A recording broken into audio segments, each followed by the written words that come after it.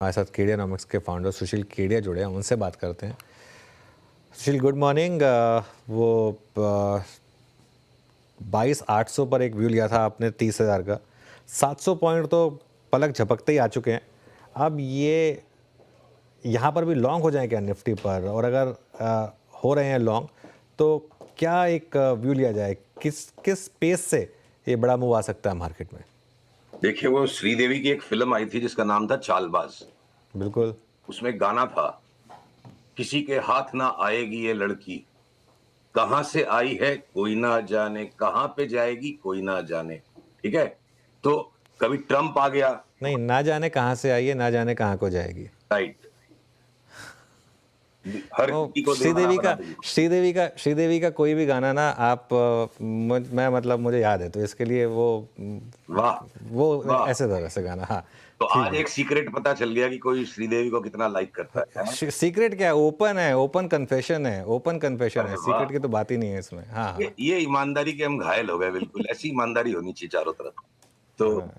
तो ऐसा देखो, अ, हम्म। मासूमियत पैसे बना जाएगी और सोचने वाला देखता रह जाएगा। हमेशा यही होता है, शेयर बाजार में मासूम पैसा बनाता है और ज़रूरत से ज़्यादा सोचने वाला खाली सोचता रह जाएगा। कभी ट्रम्प आ जाएगा, कभी ट्रेड वॉर आ जाएगा, कभी कैपेक्स को गवर्नमेंट ने इतना नहीं दिया।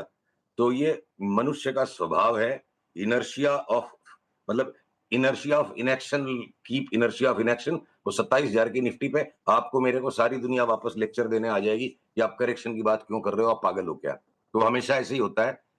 हर लेवल से कोई ना कोई स्टॉक बॉटम करता जा रहा है। कल के पैनिक में हिंडाल्को ने अपना बॉटम प्रिंट कर दिया।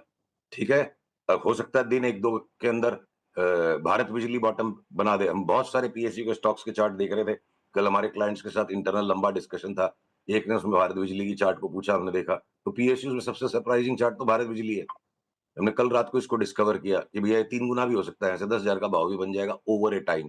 तो अनुज, पूरा बाजार ऐसा हो रखा है कि जहाँ खाली भय ही भय, भय ही भय, और लोगों के अंदर एक जो बोर्डम है और चार्ट सारी तैयार है।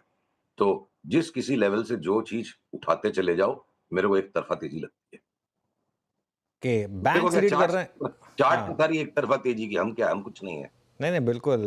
देखिए, हम तो जो मार्केट मार्केट सबसे ऊपर है। चार्ट्स बैंकों के कैसे लग रहे हैं? आज आईसीआईसीआई बैंक और एचडीएफसी बैंक में शानदार तेजी है। एक मार्केट का सेंस बना रहा है कि अब रेट कट भी आएगा आरबीआई की तरफ से। जी, बिल्कुल मुश्किल बात नहीं, आ सकता है। और बैंक निफ्टी मेरे को लगता है कि ये सोचते रह जाएँगे, सोचने वाले देखते रह जाएँगे, देखने वाले। अगर पीसीआर प्लीज़ इस चार्ट को दिखा सके। इस बैंक निफ्टी पे मैं बिल्कुल बोर्ड था, एकदम डिसइंटरेस्टेड सा साउंड करता था आपको लास्ट 3 महीने से। वो बैंक निफ्टी को ही देख के, बैंक निफ्टी की चार्ट को ही देख के वो श्रीदेवी का गाना याद आया, किसी के हाथ ना आएगी ये लड़की। ये टर्मिनल ट्रायंगल बन गया, 5 वेव का करेक्शन पूरा हो गया, ए, बी, सी हो गया। मैं ये 60,000 तक मार्क किया हुआ है। आप इतना अग्रेशन एक बार में मत करो। 54,000, फिर 56,000, फिर 60,000। ठीक है, हाथ ना आएगी ये लड़की, ये चार्ट चीख-चीख के गा रही है। Every pullback is a opportunity to go long on bank Nifty. RBI rate cut करे, ना करे, चार्ट ने ठान ली इसको बढ़ना है। नहीं तो सुशील जी, जब चार्ट ने थाम ली है कि उसको आगे बढ़ना है, तो निफ्टी बैंक में मौजूद किन किन स्टॉक्स पे आप काफ़ी बड़े अपसाइड की बात कर रहे हैं? कौन फाइनेंस करेगा इस तेजी को? कौन फाइनेंस करेगा?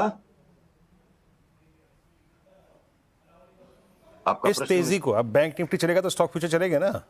हाँ, आप यही है कि कौन कौन से स्टॉक्स पे ज़्यादा बुलिश हैं आप बैंक निफ्टी में? स्प्रेड सेम है, day by day confirmations improve हो रहे हैं। बैंक निफ्टी पे हमारा विश्लेषण बिल्कुल वही है कंपोनेंट्स पे। Worst performing stocks bank Nifty में होंगे HDFC, ICICI. Best performing stocks होंगे आरबीएल, बंधन bank, IndusInd bank, PNB, bank of Baroda. SBI भी बढ़ जाएगा काफी हद तक। और ये कोटक महिंद्रा बैंक और आईसीआईसीआई और एचडीएफसी बैंक लेके पैसा नहीं बनेगा। उनमें 10-15% मिल जाएगा तो मिल जाएगा। 25%, 30%, 40% कमाना है, आपको छोटे वाले बैंक्स में आना पड़ेगा। ओके, छोटे वाले बैंक्स पे आइए, शायद वो आपको ज़्यादा तेज़ी दें बजाय के आईसीआईसीआई बैंक और एचडीएफसी बैंक की। सुशील जी का मानना है। सुशील जी, ये पिछले 4-5 दिन में ऑटो में अच्छी बाइंग आई है। ऑटो पे आपका विश्लेषण क्या कहता है? ऑटो में क्या कर रहे हैं आप? सारे टू व्हीलर जो है ना, रॉकेट होते जा रहे हैं। चाहे वो बजाज ऑटो है, चाहे हीरो मोटोकॉर्प है। Market is moving absolutely the way we have been anticipating it. आपसे वीक ऑन वीक बात हो रही है लगातार कि Bajaj Auto, Hero MotoCorp new high की तरफ तैयारी में, टीवीएस मोटर्स का भी जितना करेक्शन होना था हो लिया, वो भी भागेगा न्यू हाई में।